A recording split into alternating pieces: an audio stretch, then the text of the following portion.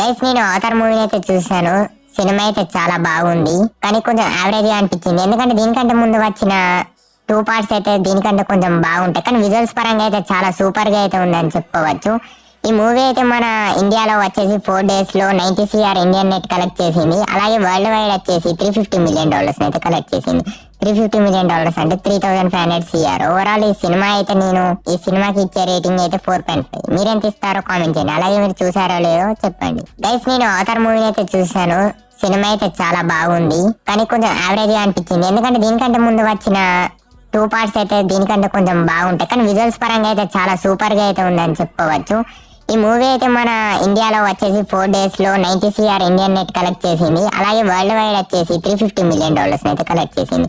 $350 million అంటే 3500 CR. Overall ఈ cinema అయితే నేను ఈ సినిమాకి ఇచ్చే రేటింగ్ అయితే 4.5. మీరెంత ఇస్తారో కామెంట్ చేయండి. అలాగే మీరు చూసారో లేదో చెప్పండి.